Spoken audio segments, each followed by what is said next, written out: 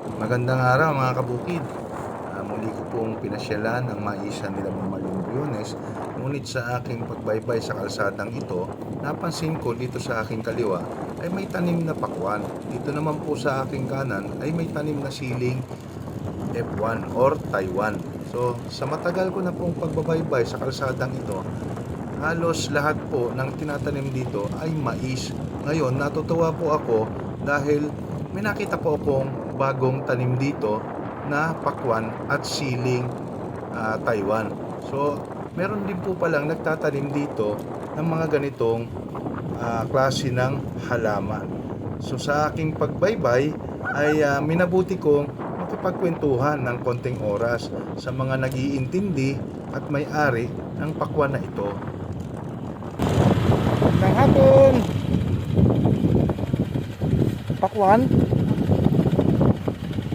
Kayo lang yata nagpakwan dito. Oo. Yan, nadaanan ko, naglalagay sila ng organic liquid fertilizer. Ano pong gamit nyo, ma'am? Ano pong gamit nyo dyan? Yara. Unicro. Oo. Ayan sila.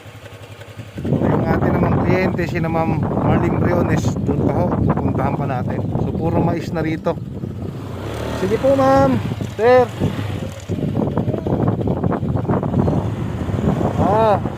Pupuntahan ko lang ho yung maisan dito, sir.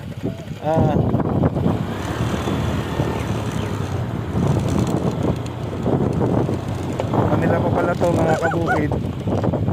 Itong pakwan na ito, kanila pa pala. Sila lang yung nakita kong nagtanim ng pakwan dito. Karamihan dito ay mais. Kung mapapansin nyo naman sa video, puro mais po ang nakalagay or tanim. Yung kina Ma'am Marlene doon ay nasa dulo. Kanan natin.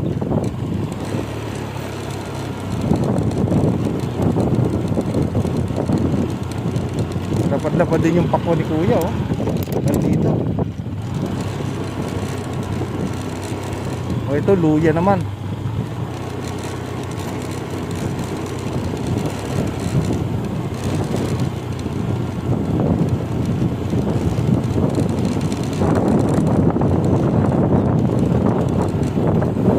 Yun, natatanaw ko na yung mais nila Ma'am Marlene.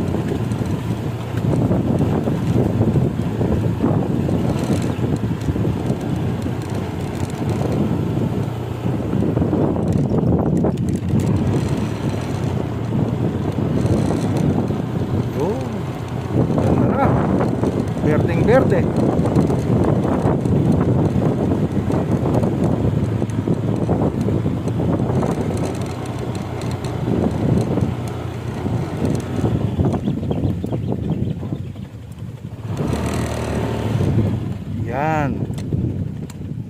Yan po yung mais nila Ma'am Marlene.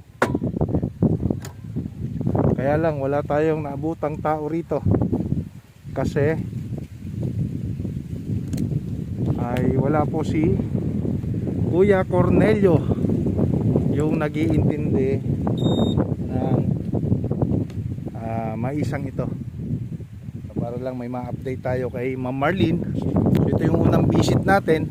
Ito po ay tinamnan po ng sibuyas at pagka-harvest ay kinana naman ng mais. Ang problema ay inuupakan ng harabas, pero sa ganyang stage medyo okay na po yan. Laban-laban na siya sa mapinsalang pau or harabas, no? O ganda na. So dito sila po yung naunang magtanim. Dati po kasi nauna po ito sila. Ngayon sila Ma'am Marlene ang nauna. Dahil kita naman sa laki ng mais, ano, ay angat po sila kumpara dito sa mga katabi nila.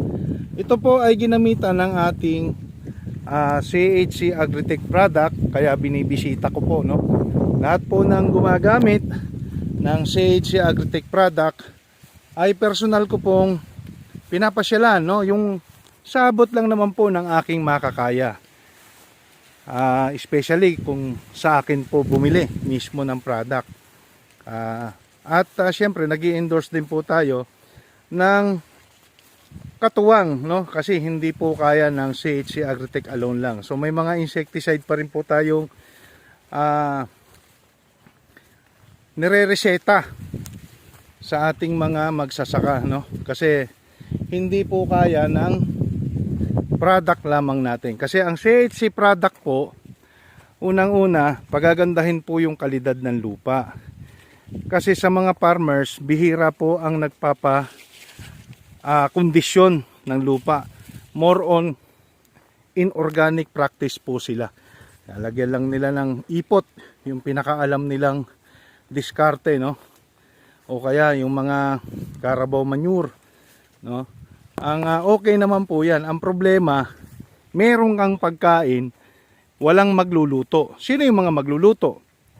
Yan naman po ang trabaho ng ating mga beneficial microbes. Especially, laman ni activator at ni farmer's friend. Kaya pansinin nyo mga kabukid, ang tataba ng puno ng mais na ito. Oh. Meron pa ritong nag-iisa sa gitna, oh. Pero ang laki po niya. At ang ugat, grabe ugat, oh.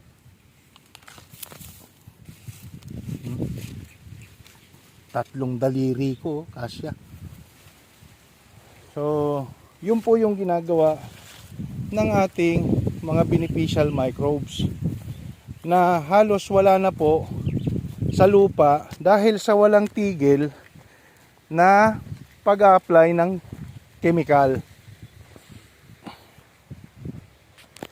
Kaya dun sa mga gumagamit ng aming produkto, shout out po sa inyong lahat. Hindi po kayo nagkamali, no? At ituloy nyo lang po dahil in the long run magpapakita na po ng napakagandang resulta sa inyong lupa at sa inyong mga halaman. O ayan, no? Hindi po pantay kasi itong portion na to, mababaw po yung lupa.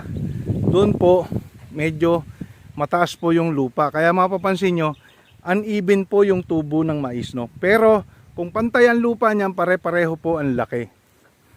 Ay, ipapapansin ko lang po sa inyo, meron po akong kinover sa Barangay Luna. Mais din po, no? Hybrid din. Inubos ng armyworm. Ang problema sa kanyang mais, talagang nabansot.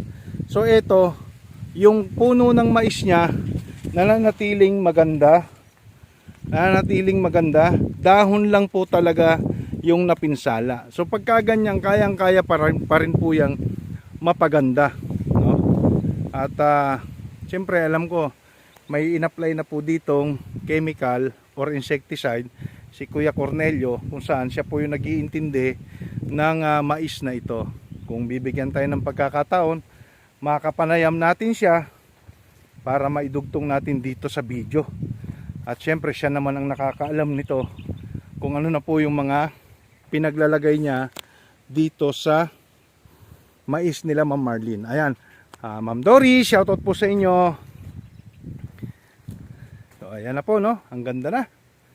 Kahit inatake siya ng uod, ay nananatili po sa paglaki, sa pagganda yung mga puno. At wala po siyang problema maliban sa yun nga, atake ng paw.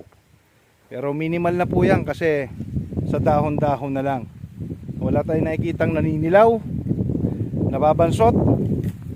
Oh. Yun. So, update ko na lang po kayo uli mga kabukid. Next visit ko sa maisang ito. Sana may maabutan akong tao rito or si Kuya Cornelio para magkausap naman kami. So, God bless mga kabukid.